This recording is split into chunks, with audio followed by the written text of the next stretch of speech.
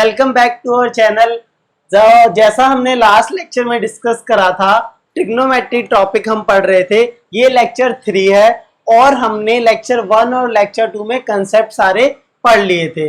अब हम जो कंसेप्ट हमने समझे हैं उन पर क्वेश्चंस करेंगे और क्वेश्चंस ऐसे करेंगे कि उस टाइप का कितने भी क्वेश्चन आ जाए या कैसे भी आ सकते हैं क्वेश्चन, हम उन्हें सॉल्व कर पाए। समझने पर ज्यादा ध्यान देंगे। ठीक, तो सबसे पहले अगर कभी भी तुम्हारे पास ज्योमेट्री से रिलेटेड क्वेश्चन हो या फिर ऐसे क्वेश्चंस हो जो तुम्हें ये बताएं कि एक स्टेप वाइज मैनर हो जिसमें तुम्हें कुछ गिवन हो और साथ में कुछ प्रूफ करना हो या कुछ चेंजेस करने हो फिगर में, और लास्ट में तुम करोगे कैसे उसको प्रूफ। मैंने क्या बोला, अगर ट्रिग्नोमेट्री में तुम पढ़ते हो तो तुम्हारे पास चीजें होती हैं, 4 स्टेप्स होते हैं: given, to prove, construction, proof, है ना। अब कई बार हम इस कंस्ट्रक्शन वाले स्टेप को हटा सकते हैं क्योंकि कई बार जरूरत नहीं तुम्हारे को कंस्ट्रक्शन जो मेथड सॉल्व करना हो। ठीक, तो गिवन तो हमेशा होता है कुछ क्वेश्चन में कि ये चीज इसके पैरेलल है, इस एंगल की वैल्यू ये है, या फिर कुछ और वैल्यूज जैसे यहाँ पे दे रखा है वो हम डिस्कस करेंगे। टू प्रूव यानी कि कुछ चीजें प्रूफ करनी हो, वेरीफाई करनी हो, LHS इक्वल टू RHS करना हो, मतलब एक्चुअल में जो क्वेश्चन का मेन पार्ट है जिसपे तुम्हें सॉल्व करके बताना है कि तुम्हें ये क्वेश्चन आता है या नहीं। थर्ड स्टेप हमने बताया कि कुछ चेंजेस हम उसके अंदर कर सकते हैं, कंस्ट्रक्शन। अब कंस्ट्रक्शन हमेशा जरूरी नहीं होती। और लास्ट में होता है प्रूफ कि तुमने जो ये टू प्रूव है इसको प्रूफ करना है तो कैसे प्रूफ करोगे। इतनी बात थी किसी भी क्वेश्चन को करने के लिए। अब अगर डायरेक्ट कैलकुलेशन है तो तुम सॉल्व कर सकते हो, लेकिन अब CBSE जो है शिफ्ट कर रहा है अपना जो मेन फोकस है इस बात पे कि तुम्हारी अंडरस्टैंडिंग कैसे है टॉपिक की। ठीक, तो ये सब काम की बात थी। अब देखो क्वेश्चन, इन ए राइट ट्राइंगल ABC, है ना, यानी कि अब तुम्हें सीधा ही एक राइट ट्राइंगल दे रखा है ABC। ठीक, और राइट एंगल एट B, तो यहाँ फुल स्टॉप आ गया, यहाँ पर रुक जाओ। अब तुम्हारे पास एक राइट ट्राइंगल है और B पर राइट एंगल है। ठीक, तो जो B पॉइंट होगा, B वर्टिसेस होंगी, उस पर 90 डिग्री है। अब if tan A is equal to 1 then verified at 2 sin A cos A equal to 1। तो गिवन तुम्हें पता है कि ABC क्या है, ABC is right angle triangle. ठीक, एट B, और साथ में दे रखा है tan A equal to 1। Proof क्या करना है, ये चीज प्रूफ करनी है या वेरीफाई करनी है। कंस्ट्रक्शन की जरूरत नहीं है, अब हम करते हैं प्रूफ। ठीक, तो सबसे पहले जो तुम्हें दे रखा है उसको नोट करो, tan A इक्वल टू 1 दे रखा है ना। और तुम्हें पता है ट्रिग्नोमेट्रिक रेशियो से, मैं दोबारा इसलिए बार बार बना रहा हूं ये ताकि तुम्हें ये याद हो जाए। ठीक, साइन, कॉस, टेन, कॉट, सेक और कोसेक। ठीक, तरीके बहुत सारे हो सकते हैं ये चीज। अब tan A तुम्हें पता है परपेंडिकुलर अपॉन बेस होता है। ठीक, तो tan A ये है परपेंडिकुलर अपॉन बेस। अब देखो जो रेशियो मुझे दे रखा है tan A इक्वल टू 1, इसके नीचे मैं 1 लिख दूं, कोई प्रॉब्लम नहीं है क्योंकि 1 मेरा एक रेशनल नंबर है और उसको मैं 1 से डिविजिबल करता हूं या डिवाइड करता हूं तो 1 ही आएगा।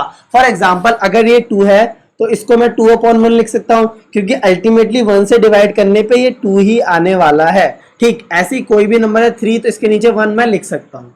ठीक, तो tan A को लिख दिया मैंने 1/1 और इसको मैं कंपेयर करूं P/B से, जो सेकंड इक्वेशन है। ये हमारी ये जो गिवन था और ये चीज हमें क्या है पता है, किसी भी राइट ट्राइंगल में tan A की वैल्यू P/B के बराबर होती है। ठीक, तो अगर हम इस एंगल के लिए बात कर रहे हैं, है ना, ये देखो एंगल ये है तो P/B, हाइपोटेन्यूज तुम्हारी ये होगी। अब इस एंगल के लिए देखो, इस एंगल के लिए 2 आर्म्स है, एक आर्म से रही हाइपोटेन्यूज, ये कह रही बेस, तो ये बेस होगी, है ना। तो तुम्हारे पास इसकी वैल्यू परपेंडिकुलर और बेस दोनों की वैल्यू क्या है, 1 है ना।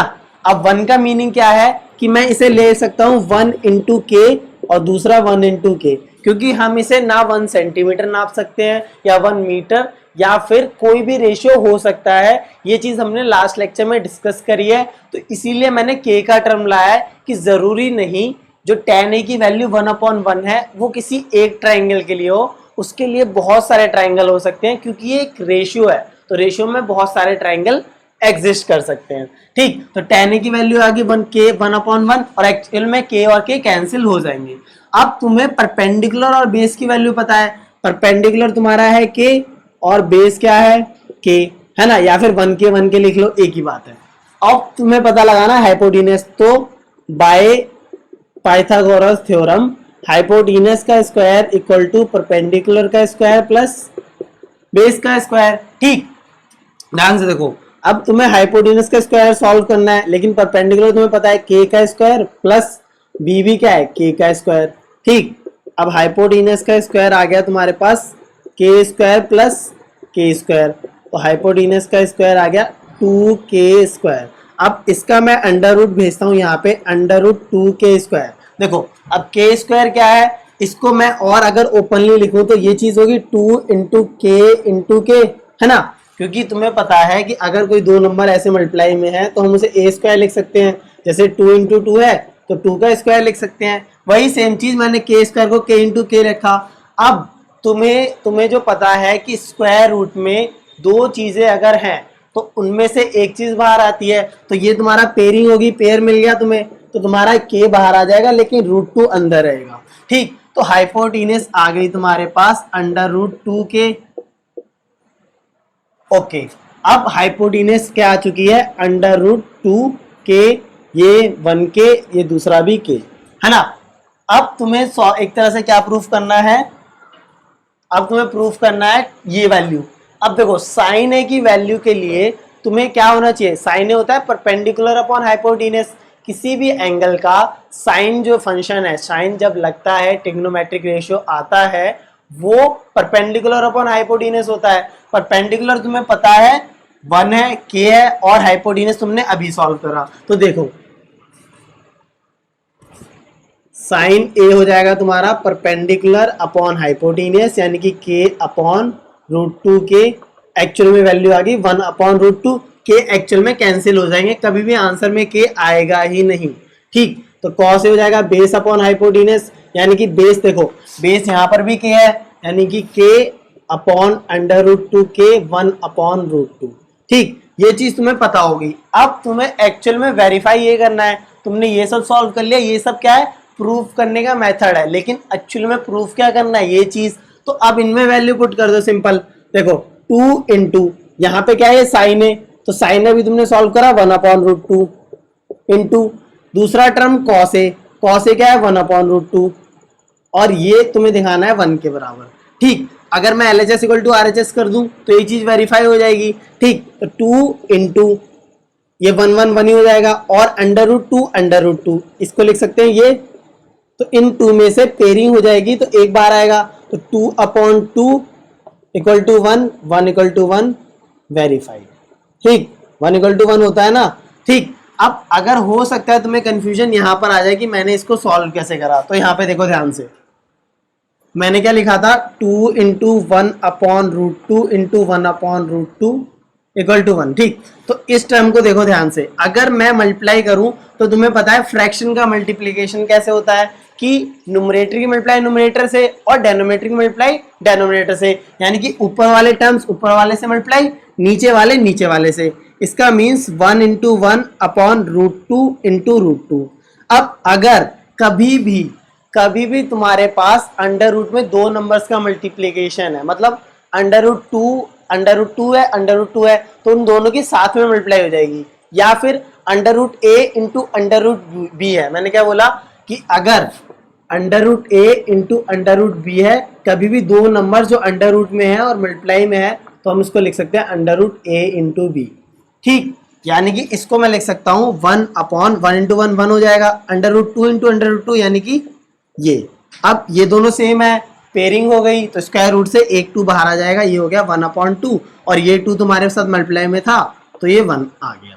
अब ये क्वेश्चन तुम्हारा पूरा सॉल्व हो गया। मैंने कैलकुलेशन की जितनी भी पॉसिबिलिटीज हो सकती हैं, कंफ्यूजन तुम्हें कहीं पर भी आ सकता है, वो साथ में एक्सप्लेन कर रहा हूँ, क्योंकि मैथ्स का ये स्टार्टिंग है तो बेसिक स्ट्रांग होंगे तो अपने आप जो तुम्हारी एडवांस हायर मैथ्स है सॉल्व होती रहेगी। अब एक और क्वेश्चन देखते हैं। हाँ, अब क्वेश्चंस हमारे पास, क्वेश्चन देखो और तुम्हें आइडिया लगता जाएगा कि इस चैप्टर से कैसे क्वेश्चंस आएंगे, या कैसे क्वेश्चन बनते हैं, पूछे जाते हैं।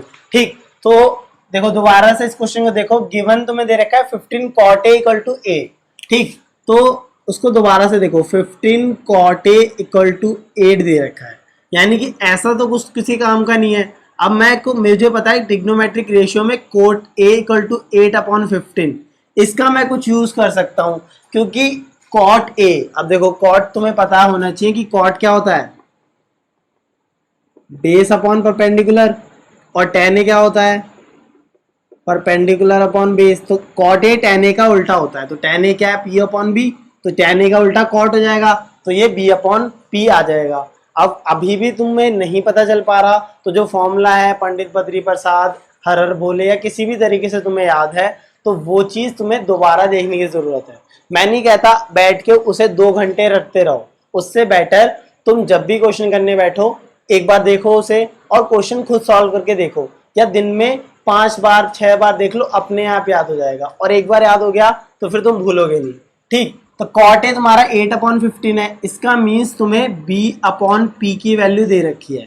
ठीक, तो बेस तुम्हारा क्या हो जाएगा 8k और परपेंडिकुलर क्या हो जाएगा 15k, और k का मतलब क्या कि यहाँ पे मैं जब रखूंगा 8k/15k तो वो k कैंसिल हो जाएगा। ठीक, तो बेस और परपेंडिकुलर पता है, अब तुम्हें पता नहीं है कि हाइपोटेन्यूज क्या होगी। हाइपोटेन्यूज सॉल्व करो बाय पाइथागोरस थ्योरम। ठीक, तो तुम्हें पता है हाइपोटेन्यूज का स्क्वायर किसके बराबर होता है, बेस का स्क्वायर प्लस परपेंडिकुलर का स्क्वायर। ठीक, अब हाइपोटेन्यूज का स्क्वायर सॉल्व करना है, बेस तुम्हारे पास कितना है 8 का स्क्वायर, सॉरी k आएगा यहाँ पे, है ना, प्लस परपेंडिकुलर यानी 15k का होल स्क्वायर। हाइपोटेन्यूज का स्क्वायर सॉल्व करना है, 8k का square 64k square plus 225k square, तो हाइपोटेन्यूज का स्क्वायर आ गया 289k स्क्वायर, है ना। अब मैं इसको रूट में भेजूंगा तो 289k स्क्वायर होगा। ठीक, तो देखो तुम्हें दिख रहा है कि k स्क्वायर है, तो k तो तुम्हारा बाहर आ जाएगा, सीधी सी बात है। अगर स्क्वायर है अंदर तो उसे मैं k इंटू के लिख सकता हूँ, और उसमें से k जो है बाहर आ जाएगा। समझ में बात आ रही है ना।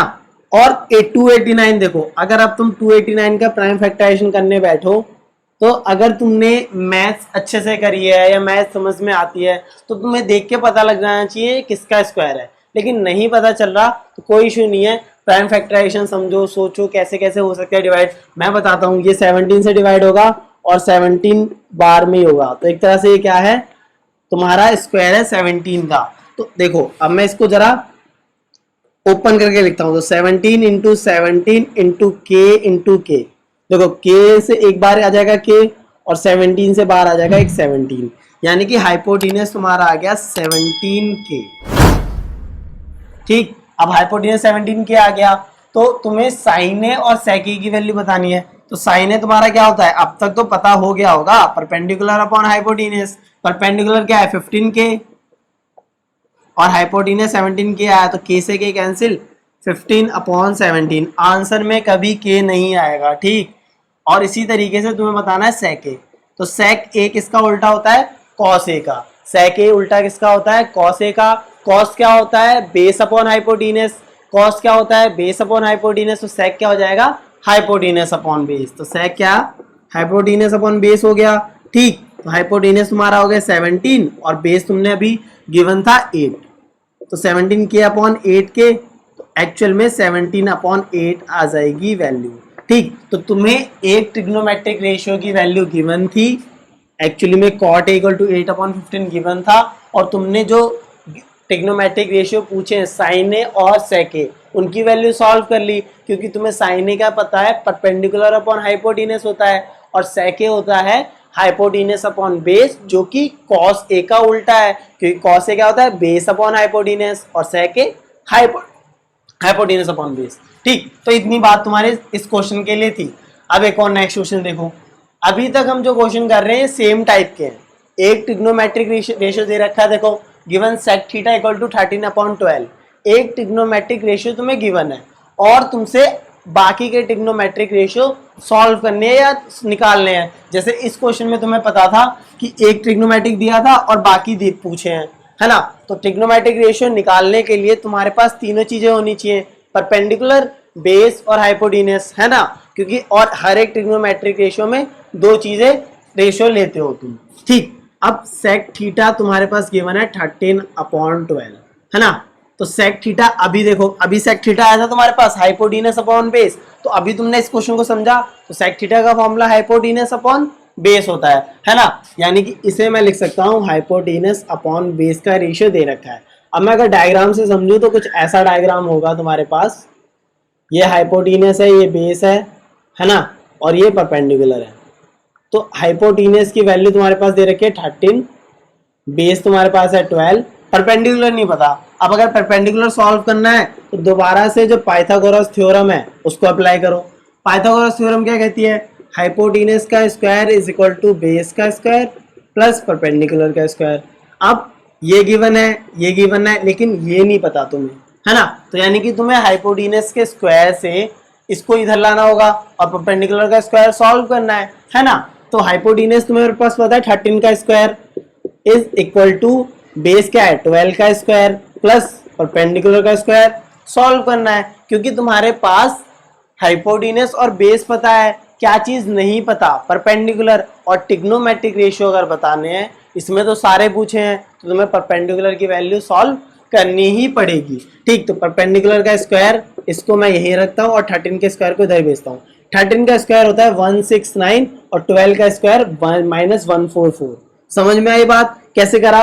13 का स्क्वायर करो, मैं इस टाइप स्किप नहीं कर सकता, हो सकता है तुम्हें नहीं समझ में आ रहा हो, दोबारा से देखो 13 का स्क्वायर आ गया 169, 12 का स्क्वायर आ गया 144 प्लस परपेंडिकुलर का स्क्वायर। ठीक, अब मैंने परपेंडिकुलर स्क्वायर को एज इट इज रखा और इसको इधर ले गया, 169 माइनस 144, तो परपेंडिकुलर का स्क्वायर आ गया तुम्हारे पास, इसकी वैल्यू सॉल्व करो 25 आएगा। परपेंडिकुलर कितना हो जाएगा √25, यानी कि √5 × 5 लिख सकता हूँ। ध्यान समझते रहो, देखो 9 में से 4 गया, 6 में से 4 गया 25, और परपेंडिकुलर √25 आया। अब अंडर रूट को मैं 25 को 5 × 5 लिख सकता हूँ, यानी कि अल्टीमेटली जो परपेंडिकुलर है वो 5 आ जाएगा, है ना। अब देखो क्वेश्चन में हमने के यूज नहीं करा, है ना, तो तुम यहाँ के यूज कर सकते हो।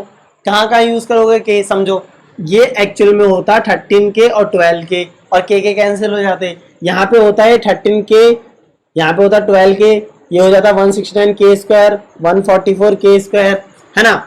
अब यहाँ पे भी के स्क्वायर होता, यहाँ भी के स्क्वायर होता, यहाँ पे 25 के स्क्वायर आता, और यहाँ पे एक साथ में के × के होता, तो 5 के आ जाती वैल्यू, है ना। तो ये चीज तुम के खुद अब समझ गए होंगे कि के कैसे लग रहा है, कैसे के क्या यूज है, और आंसर में कभी के आता ही नहीं।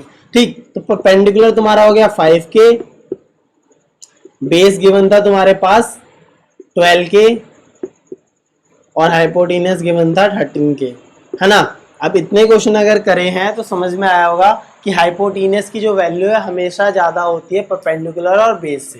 ठीक, तो अब सारे रेशियो निकालने हैं, तो साइन थीटा देखो क्या हो जाएगा, एंगल थीटा है, sine theta perpendicular upon hypotenuse, perpendicular क्या हो गया तुम्हारा 5k अपॉन हाइपोटेन्यूज 13k, है ना। Sine theta perpendicular upon hypotenuse, perpendicular तुमने सॉल्व करा 5k, हाइपोटेन्यूज तुम्हें 13k पता था। ठीक, तो ये हो गया 5/13।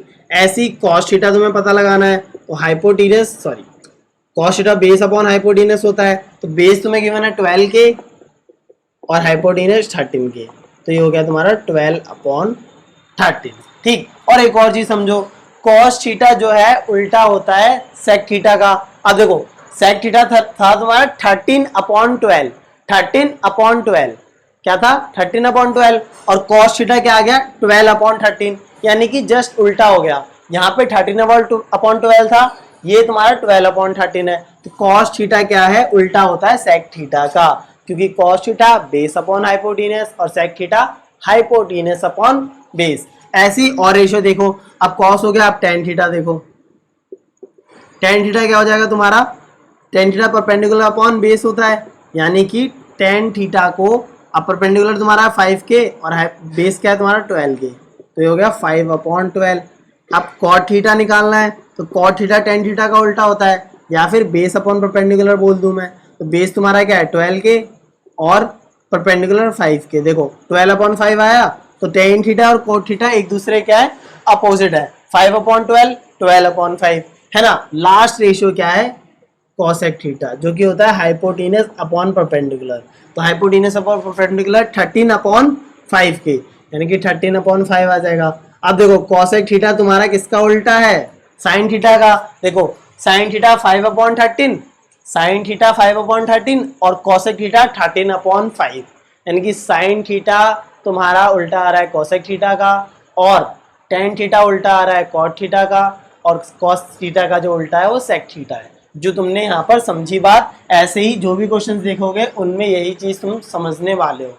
देखो ये था फर्स्ट टाइप ऑफ क्वेश्चन, जिनमें तुमसे पूछता है कि क्या जो ट्रिग्नोमेट्रिक रेशियो की वैल्यू होगी, अगर तुम्हें एक ट्रिग्नोमेट्रिक रेशियो की वैल्यू पता है या परपेंडिकुलर या बेस पता है। ठीक, ये फर्स्ट टाइप ऑफ क्वेश्चन है। अब मैं तुमसे ये उम्मीद करता हूं कि जो भी क्वेश्चन इस तरीके के आएंगे जिसमें एक ट्रिग्नोमेट्रिक रेशियो गिवन हो और परपेंडिकुलर बेस या हाइपोटेनस में दो चीजें पता होंगी, तुम्हें ट्रिग्नोमेट्रिक रेशियो गिवन है तो दो चीजें पता होंगी, तो तुम तीसरी साइड सॉल्व करना पाइथागोरस थ्योरम से, और उसके बाद जो सारे ट्रिग्नोमेट्रिक रेशियो है उनकी वैल्यू तुम्हें perpendicular of hypotenuse, base upon hypotenuse, जितने क्वेश्चन करते जाओगे याद हो जाएंगी, बस तुम सॉल्व कर देना। ठीक, ये था फर्स्ट टाइप ऑफ क्वेश्चन। अब देखते हैं सेकंड टाइप ऑफ क्वेश्चन कैसे आते हैं। अब फर्स्ट टाइप ऑफ क्वेश्चंस देखने के बाद सेकंड टाइप ऑफ क्वेश्चंस मैंने इसमें लिखा है, इन क्वेश्चंस में तुम्हें के वगैरह कुछ यूज नहीं करना होता, क्योंकि डायरेक्ट तुम्हें जो वैल्यूज हैं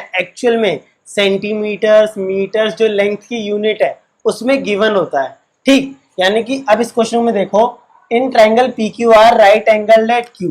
ठीक, तो पी क्यू आर ड्रॉ करा तुमने, ठीक, पी क्यू आर, और वो क्यू पर राइट एंगल है। अब इस क्वेश्चन में P R plus Q R 25 centimetre दे रखा है ना। अब पी आर और क्यू आर 25 सेंटीमीटर है, तो अगर मैं तुमसे इसे देख के बोलूं कि पी आर बताओ और क्यू आर बताओ क्या होगा, तो तुम नहीं बता सकते, क्योंकि बहुत सारी possibility, infinite number of possibilities हो सकती है। फॉर एग्जाम्पल मैं बोलूँ पी आर 1 सेंटीमीटर है, क्यू आर 25 है, तो उनका एडिशन करके 25 आएगा, या फिर ये 2 है, ये तुम्हारा 23 है तो 25 आ जाएगा, ये 13 है, ये 12 है तो 25 आएगा। यानी कि इस एक इक्वेशन से आप एक इक्वेशन से ये नहीं बता सकते कि पी आर और क्यू आर की वैल्यू क्या है। ठीक, तो अभी ऐसे समझते हैं कि ये वैल्यू हमें दे रखी है, and P Q is 5 centimetre और पी क्यू की वैल्यू तुम्हें पता है 5 सेंटीमीटर है। तो determine the values of sine P, cos P and ten P, है ना। अब पी मैंने क्योंकि यहाँ लिया है तो सिंप्लिसिटी के लिए मैं पी यहाँ लेता हूँ। मान लो ट्रायंगल था पी क्यू आर, ठीक, तो तुम्हें दिख जाएगा कि ये एंगल तुम्हारा पी है ना। क्यू पर राइट एंगल है, बिल्कुल सही बात है। P R plus Q are, P R plus Q are, है ना, यानी कि पी आर तुम्हारा क्या है, हाइपोटेनस, और क्यू आर क्या है, परपेंडिकुलर। ये तुम्हारा 25 सेंटीमीटर के बराबर है ना। और क्यूपी तुम्हारा कितना दे रखा है, क्यूपी तुम्हें गिवन है, पी क्यू या क्यूपी एक बात 5 सेंटीमीटर। ठीक, तो अब हम इस क्वेश्चन में ऐसा करें कि देखो पाइथागोरस थ्योरम अगर हम लगाते हैं तो पाइथागोरस थ्योरम क्या कहेगी कि पी आर का स्क्वायर इस, क्योंकि पी आर तुम्हारा हाइपोटेनस है, ये तुम्हारा बेस है, ये तुम्हारा परपेंडिकुलर है, तो पाइथागोरस थ्योरम के अकॉर्डिंग पी आर का स्क्वायर बराबर किसके होगा, तुम्हारे पास है पी क्यू का स्क्वायर प्लस क्यू आर का स्क्वायर।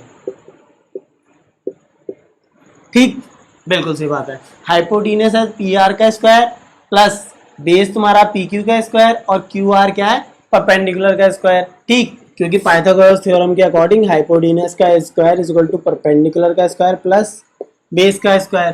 ठीक, ये तुम्हारा परपेंडिकुलर, ये बेस हो गया, और ये हाइपोटेनस है। ठीक, अब P R plus Q R का तुम्हें प्लस दे रखा है ना, इनको प्लस करने पे ये चीज आ रही है ना।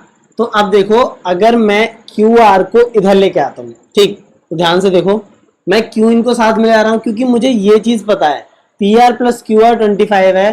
तो अगर मैं इन पी आर के स्क्वायर माइनस क्यू आर के स्क्वायर में कोई रिलेशन निकाल सका तो मेरे लिए आसान हो जाएगा, क्योंकि पी क्यू की वैल्यू तो मुझे पता है, देखो 5 सेंटीमीटर गिवन है तो ये तो मुझे पता है, लेकिन मुझे यहाँ पे P R plus Q are की वैल्यू पता है ना, मुझे पता है पी आर कितना है ना क्यू आर कितना है। तो अगर कोई एक भी पता लग जाए तो सॉल्व हो जाएगा क्वेश्चन, है ना। तो देखो अब ये P R square minus Q are square है, तो अब एक बता दो तुम्हें ऐसे एक तरीके से ऐसा एक फॉर्मूला जो आंख बंद करके तुम्हें लगाना है। कभी भी तुम ऐसा कुछ देखो कि एक वैल्यू का स्क्वायर माइनस दूसरी वैल्यू का स्क्वायर, क्या चीज, A square minus B square, maths में कहीं पर भी देखो तो तुम्हें तुम्हारे दिमाग में सबसे पहले पॉसिबिलिटी क्या आनी चाहिए कि ए स्क्वायर माइनस बी स्क्वायर है, तो इसे मैं लिख सकता हूँ ए minus B into A plus B. बचपन से पढ़ते आ रहे हो, लॉ ऑफ एक्सपोनेंट पढ़ा है, 10th क्लास तक आ गए हो, ठीक। कभी भी A square minus B square तुम ऐसे देखो तो उसको सीधा लिखना है A minus B into A plus B, है ना, ठीक। तो ये तुम्हारा आ गया A minus B into A plus B. इसे लिख सकते हो यानी कि P R minus Q R और P R plus Q R, ठीक, ए माइनस बी और ए प्लस बी, ये A square minus B square का फॉर्मूला था।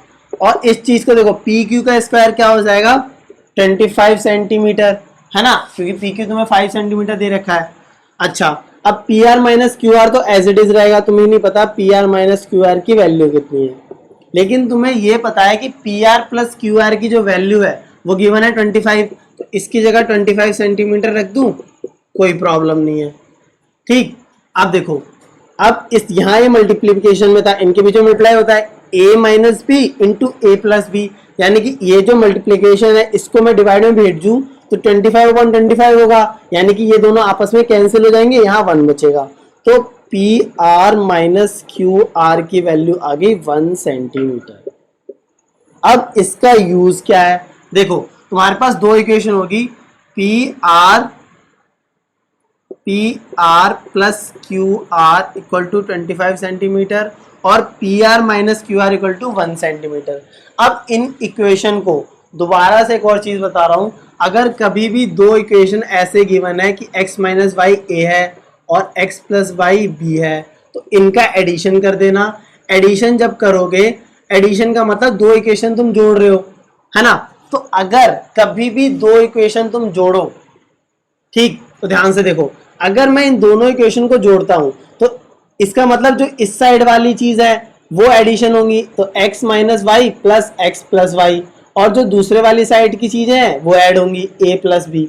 अब देखो ये माइनस वाई प्लस वाई क्या हो जाएगा तुम्हारा कैंसिल, और x क्या हो जाएगा 2x equal to A plus B, तो x की वैल्यू आ गई a प्लस बी अपॉन 2, ठीक। यानी कि कभी भी तुम इक्वेशन ऐसी देखो जहां पर एक वो चीज सेम हो और माइनस का हो फिर प्लस का हो, तो उनको उसमें एडिशन करना है इक्वेशन का, तो लेफ्ट वाली लेफ्ट से ऐड होगी, राइट वाली राइट से ऐड होगी। ये चीज ध्यान रखना, क्योंकि लीनियर इक्वेशन इन 2 वेरिएबल जब पढ़ोगे तो ये पूरा चैप्टर, इस पर एक पूरा चैप्टर है, इनफैक्ट पूरा एक चैप्टर पढ़ोगे जिसमें एक्स और वाई की वैल्यू निकालते रहोगे तुम, और उसका एप्लीकेशन भी समझोगे, ठीक। तो अभी मैं बता रहा हूँ शॉर्ट में समझो कि अगर कभी ऐसी इक्वेशन दे रखी है जिसमें ये वैल्यू सेम है और ये भी सेम है, बस ये माइनस का है प्लस का है, तो इन दोनों इक्वेशन को ऐड करना। इक्वेशन है, इक्वेशन मतलब इक्वल टू का साइन आएगा, उनको ऐड करने का तरीका क्या कि लेफ्ट हैंड साइड से एडिशन होगा और राइट हैंड साइड से एडिशन होगा, तो x minus Y plus X plus Y हो जाएगा, ठीक। अब यहाँ पे नेगेटिव वाई प्लस वाई तो दोनों कट गया और प्लस का x प्लस का 2x हो गया और a प्लस बी, ये तुम्हारा सॉल्व हो गया। अब ये चीज क्यों समझाई मैंने, ये चीज तुम ध्यान में रखना, पूरी मैथ्स में काम आएगी, और ये वाली चीज भी, ठीक। अब मैं इन दोनों इक्वेशन को ऐड कर सकता हूं, देखो तो ये माइनस का क्यू आर ये प्लस का क्यू आर, तो एक्चुअली में दोनों कट जाएंगे, 0 हो जाएगा, और पी आर का एडिशन होगा, है ना, क्योंकि मैं एडिशन कर रहा हूं तो प्लस का है पी आर, तो ये भी प्लस का हो जाएगा, ये भी प्लस का हो जाएगा, है ना।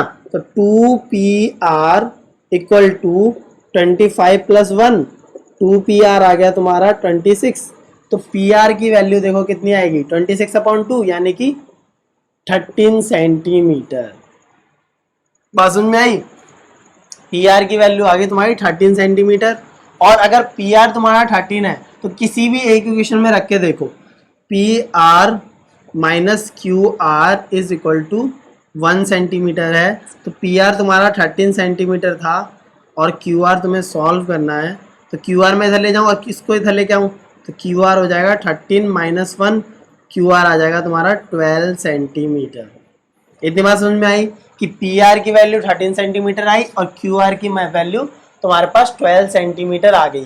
तो देखो बेस तुम्हें पता था पी क्यू है और वो 5 सेंटीमीटर है, पी आर एक्चुअल में क्या है हाइपोटीनस, तो 13 सेंटीमीटर हो गया और परपेंडिकुलर क्या है 12 सेंटीमीटर। ठीक, तो ये चीज तुम्हें समझ में आ गई कि हाइपोटीनस तुम्हारा 13 सेंटीमीटर है, इसको लिख लो एच है ये चीज, ये तुम्हारी चीज क्या है परपेंडिकुलर, और बेस तुम्हें पहले से ही पता था। अब जब ये तीनों चीजें पता लग गई तुम्हारे पास हाइपोटीनस, परपेंडिकुलर और बेस, तो ये sine P perpendicular upon hypotenuse, cos P base upon hypotenuse और tan P perpendicular upon base, तो ये फटाफट निकालो और नीचे कमेंट बॉक्स में बता देना, मैं इसे सॉल्व कर रहा हूं आगे। ठीक, तो देखो साइन पी परपेंडिकुलर अपॉन हाइपोटीनस है ना, तो परपेंडिकुलर की वैल्यू तुम्हारे पास आई 12 और हाइपोटीनस की वैल्यू आ गई 13, तो 12 अपॉन 13 आ गया। सेम ऐसी तुम्हारे पास है कॉस पी की वैल्यू, तो कॉस पी क्या होता है बेस, कॉस किसी का भी बेस अपॉन हाइपोटीनस, बेस तुम्हारे पास है 5 और हाइपोटीनस तुमने भी सॉल्व करा 13 आया। ऐसे टेन पी क्या होता है परपेंडिकुलर अपॉन बेस, तो ये तुम्हारा हो गया परपेंडिकुलर 12 और बेस 5। ठीक, तो ये तीनों रेशियो तुम्हें सॉल्व करने थे। तो ये जो क्वेश्चन था ये सेकंड टाइप ऑफ क्वेश्चन है। इस क्वेश्चन में तुम्हारे पास कोई डेफिनेट वैल्यू होगी ट्राइंगल की। इस टाइप का एक और क्वेश्चन देखते हैं तो और हमारे पास समझ में आएगा कि ये अलग क्यों है उन क्वेश्चन से। आगे देखते हैं। हाँ, अब एक और क्वेश्चन जो सेकंड टाइप ऑफ क्वेश्चन है जिसमें तुम्हें डेफिनेट वैल्यू दे रखी है उस ट्राइंगल की। ठीक, तो देखो इस क्वेश्चन को, in triangle OPQ right angle at P. ठीक, तो सीधी सी बात है ओपीक्यू जब तुम ड्रॉ करोगे तो तुम्हारे पास पी पर 90 डिग्री होगा और ओ यहाँ ड्रॉ कर दो और क्यू यहाँ ड्रॉ कर दो। ठीक, अब तुम्हारी इजी के लिए यहाँ पर जो वैल्यू पूछे हैं वो साइन क्यू और कॉस क्यू की पूछी है, तो मैं इसको क्यू ले लेता हूँ और इसको ओ ले लेता हूँ। ठीक, तो ओ पी क्यू ट्राइंगल है, राइट एंगल एट पी है, तुम्हें कुछ चीजें दे रखी हैं। फॉर एग्जांपल ओ पी की वैल्यू दे रखी है 7 सेंटीमीटर और O Q minus P Q की वैल्यू दे रखी है 1 सेंटीमीटर। ठीक, तो ओ पी तुम्हें पता है 7 सेंटीमीटर है, तो अगर क्यू के हम इस अकॉर्डिंग देखें साइन क्यू और कॉस क्यू के अकॉर्डिंग, ये चीज तो परपेंडिकुलर है, ये चीज तुम्हारी हाइपोटीनस होगी, तो ये चीज क्या है बेस है। अब यहाँ पे तुम्हें परपेंडिकुलर की वैल्यू गिवन है किसके रिस्पेक्ट में, एंगल क्यू के अकॉर्डिंग। ठीक, एंगल क्यू के हम बात करें परपेंडिकुलर गिवन है और O Q minus P Q given है 1 सेंटीमीटर। ठीक, अब यहाँ पे तुम देख रहे हो कि नेगेटिव वैल्यू गिवन है ना। अब अगर तुमने इस टाइप का क्वेश्चन नहीं भी करा तो सबसे पहले तुम्हारे पास जो पाइथागोरस थ्योरम है सबसे बेसिक चीज है वो। ठीक, तो वो हर राइट ट्राइंगल में वैलिड होती है। अगर उस ट्राइंगल में 90 डिग्री का एंगल है तो पाइथागोरस थ्योरम अप्लाई होगी, है ना। यानी कि हाइपोटीनस का square is equal to perpendicular का स्क्वायर प्लस बेस का स्क्वायर। अब इस ट्राइंगल के लिए हाइपोटीनस का स्क्वायर हो जाएगा ओ क्यू का whole square equal to perpendicular तुम्हारे पास ओ पी का स्क्वायर प्लस बेस तुम्हारा हो जाएगा पी क्यू का होल स्क्वायर। देखो दोबारा देखो, हाइपोटीनस परपेंडिकुलर बेस, तो हाइपोटीनस तुम्हारी ओ क्यू का स्क्वायर प्लस परपेंडिकुलर हो जाएगा इक्वल टू ओ पी का स्क्वायर और बेस क्या है ये पी क्यू। देखो हाइपोटीनस का स्क्वायर परपेंडिकुलर का square equal plus P Q का स्क्वायर। ठीक, बात समझ में आ गई। अब ओ क्यू का स्क्वायर, अब देखो तुम्हें पता है ओ पी की वैल्यू, लेकिन तुम्हें इनका डिफरेंस पता है और तुम्हें सॉल्व करना है, तो मैं इस पी क्यू को यहाँ लेके आऊं, तो ओ क्यू का स्क्वायर माइनस पी क्यू का square equal to O P का स्क्वायर। अब देखो इस क्वेश्चन में ये पुराने जैसा क्वेश्चन जैसा बन गया। अब मैंने तुम्हें जो मैथ्स का कंसेप्ट बताया था कहीं पर भी ऐसा कुछ देखो ओ क्यू का स्क्वायर माइनस पी क्यू का स्क्वायर, सीधी सी बात है कि ए स्क्वायर माइनस बी स्क्वायर है तो वो तुम्हारा होगा ए minus B into A plus B है। ठीक, इस चीज को मैं लिख सकता हूँ ये चीज, तो ये तुम्हारा क्या हो जाएगा ओ क्यू का स्क्वायर माइनस पी क्यू का स्क्वायर, तो O Q minus P Q into O Q plus P Q equal to O P का होल स्क्वायर। ठीक, अब तुम्हें ये चीज गिवन है और ये चीज तुम्हें नहीं पता, तो ये चीज कितना है 1 centimetre. 1 into O Q plus P Q, O P का स्क्वायर, तो ओ पी का स्क्वायर तुम्हारे पास कितना है 7, तो 7 का square O Q plus P Q आ गया 49, क्योंकि इस 1 का तो कोई मतलब नहीं बना, 1 की मल्टीप्लाई डिवाइड में जो 49 आएगा। आप देखो इस क्वेश्चन में तुम्हें O Q plus P Q 49 आ रहा है और O Q minus P Q 1 centimetre आ रहा है ना। अब जब मेरे पास ये प्लस माइनस की इक्वेशन बनी गई है तो हम इनका एडिशन कर दें, है ना। जब एडिशन करेंगे प्लस प्लस ये तुम्हारा माइनस ही रहेगा और ये प्लस हो जाएगा, तो ये चीज कैंसिल हो जाएगी दोबारा, प्लस का पी क्यू माइनस का पी क्यू, है ना। और ओ क्यू एडिशन हो जाएंगे, तो ये तुम्हारी इक्वेशन बनी 2OQ equal to 49 plus right hand side की जोड़ दो 1, तो OQ की वैल्यू आ गई 50 और OQ से यहाँ 2 डिवाइड करोगे, दोबारा देखो ये हो गया OQ 50 और 2OQ, तो OQ क्या हो जाएगा 50/2 25 सेंटीमीटर। ठीक, तो OQ की वैल्यू आ गई 25 सेंटीमीटर, OQ आ गया तुम्हारा 25 सेंटीमीटर। बॉक्स में हम लिख देते हैं ताकि समझ में आए रिजल्ट क्या आया। OQ 25 सेंटीमीटर आ गया और OQ, अगर OQ पता चल गया तो PQ की वैल्यू आ जाएगी।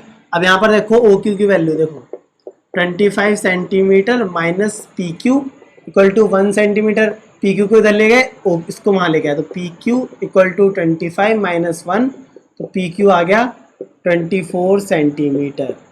ठीक, तो अब तुम्हारे पास OQ, PQ और OP तीनों चीज पता चल गई कि तुम्हारा हाइपोटेनस कितना है 25 सेंटीमीटर, परपेंडिकुलर 7 गिवन था और तुमने अभी बेस निकाला 24 सेंटीमीटर। ठीक, तीनों साइड पता चल गई। अब बस तुम्हें जो रेशियो दे रखा है साइन क्यू पूछा है। ठीक, तो साइन क्यू के लिए ये बेस है और परपेंडिकुलर ये है और हाइपोटेनस तो यही है, सेम रहेगी। अब साइन क्यू का फॉर्मूला परपेंडिकुलर अपॉन हाइपोटेनस, ये चीज तुम्हें पता है, तो परपेंडिकुलर अपॉन हाइपोटेनस, परपेंडिकुलर कितना है 7 गिवन था और हाइपोटेनस हमने निकाला 25, 7/25 हो गया साइन क्यू की वैल्यू। और कॉस क्यू के लिए देख लो, कॉस क्यू क्या होता है बेस अपॉन हाइपोटेनस, यहाँ पर बेस तुमने सॉल्व करा 24/25, तो कॉस क्यू आ गया 24/25, साइन क्यू आ गया 7/25। ये सेकेंड टाइप ऑफ क्वेश्चन था। अब जो तुम्हारी एनसीईआरटी की एक्सरसाइजेज है, होमवर्क तुम्हें बता देता हूँ, क्योंकि अब तुमने वीडियो देख ली तो तुमने वीडियो में जो सारे कंसेप्ट समझे, अब प्रैक्टिस करनी है, क्योंकि मैथ्स और प्रैक्टिस से सॉल्व होगी। क्योंकि अगर मैंने तुम्हें बता दिया ऐसे करना है और तुम खुद से प्रैक्टिस नहीं करो, खुद से करके नहीं देखो, तो तुमसे सॉल्व नहीं होगा। तो एक्सरसाइज 8.1 के जितने भी क्वेश्चंस हैं सब टाइप के क्वेश्चन मैंने डिस्कस कर दिए। अब बस तुम्हें जाके उन्हें अटेम्प्ट करना है, खुद सॉल्व करके देखना। मेरे को पूरा एक तरह से बिलीव है तुम पर, तुम कर लोगे, क्योंकि अगर तुमने सारी पूरी वीडियो की चीज़ें समझी हैं, लगातार फॉलो कर रहे हो चैनल को, तो तुम्हारे पास जो कंसेप्ट है बहुत स्ट्रेंथन हो रहे हैं और तुम सॉल्व कर लोगे। ठीक, तो इस लेक्चर में इतना ही था। नेक्स्ट लेक्चर में बहुत ही इंटरेस्टिंग टॉपिक पढ़ेंगे, एंगल्स की जो वैल्यू है उन्हें सॉल्व करेंगे, क्योंकि अब तक तो हमने उनका ट्रिग्नोमेट्रिक रेशियो देखा। अब यहाँ पर जो एंगल थीटा है, क्यू है, जो भी उसका नाम है ना, उनका हम जो वैल्यूज होगी वो सॉल्व करेंगे। तो नेक्स्ट लेक्चर बहुत इंटरेस्टिंग होगा। इस लेक्चर में इतना ही था। वीडियो पसंद आई हो तो अपने दोस्तों के साथ लाइक शेयर सब्सक्राइब कर देना, क्योंकि उनका भी बेनिफिट होना चाहिए। Thank you.